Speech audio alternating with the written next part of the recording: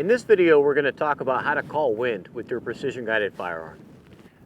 Now, there are three elements that make long-range shooting challenging. First is all of the ballistic math and environmental estimation required to know your drops and your holdovers for the shots. And the ballistic engine inside the network tracking scope does that for you.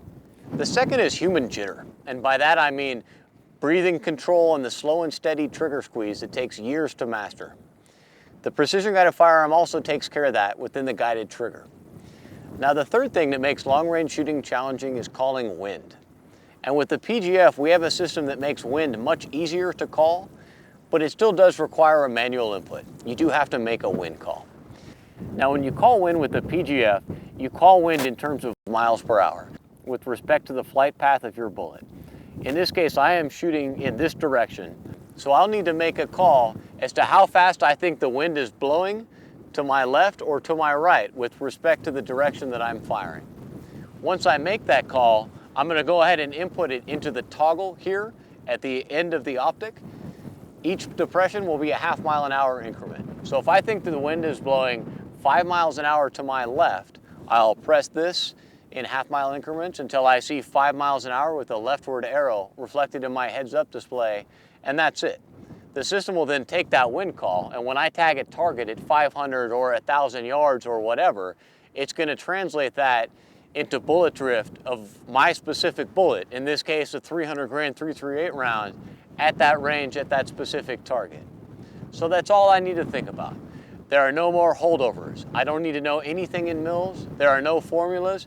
I simply need to make a wind call in terms of miles per hour. So now, while this still does require a manual input, it is much, much easier to call wind with the precision-guided firearm than it is with a conventional system. Now, there are a lot of different ways to call wind. There are a number of different wind formulas. Some are more complex than others, but most of them are right. So the key is calling wind however you're most comfortable. Now, the way I do it is starting with a device called an anemometer, the most common of which is made by a company called Kestrel. Now, an anemometer will tell me wind at my position. It will not tell me wind at my target's position. It will not tell me wind in between me and my target's position, but it will give me a baseline that will allow me to make a judgment call. So I will start and I will hold this device at the oblique angle that I'm trying to read.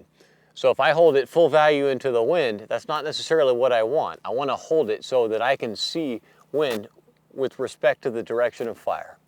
So right now I'm getting a 2 mile an hour right wind. So now I take that as my baseline and I look down at my target and I look for a reference point to see if the wind is blowing faster or slower than it is here. In this case, I think it's blowing a little bit faster. So I'm going to bump up my wind call a little. So that's all there is to it. I use this device as a baseline, and then I use my judgment as to whether I think it's blowing faster or slower at the target. Let's see how it goes.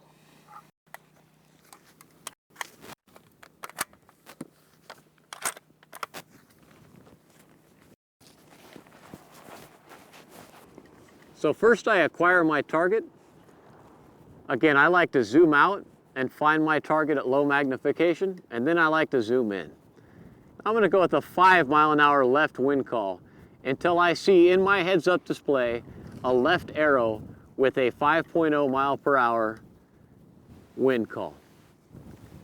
I then put my system on fire, set the tag,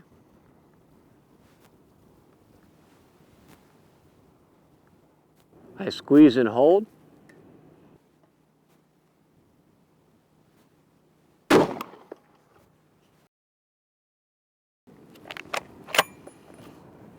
And that's all there is to it. Now let's talk about making an adjustment from a wind call. You have to think a little bit differently when you're calling wind in miles per hour with a precision-guided firearm than you may have been trained before. So if you have a left wind call and you miss left, this means that the wind is pushing your bullet more than the system is compensating. So you need to increase your wind call by 1 or 2 or 3 miles per hour or whatever you deem necessary. Conversely, if you have that same left wind call in and you miss to the right, that means that the system is compensating for more wind than actually exists, or you need to back off your wind call. So as you see, with the need to make a wind call, the shooter is very much in the loop. If you make a good wind call, you are going to make accurate, amazing shots at very long range. But if you make a poor wind call, especially if you're far away from target, you're going to miss. So this is a skill that you need to work on. There are a lot of tools, such as this, available to help you out. Everybody does it a little bit differently, but it's something that you can work on that you'll get better and better with over time.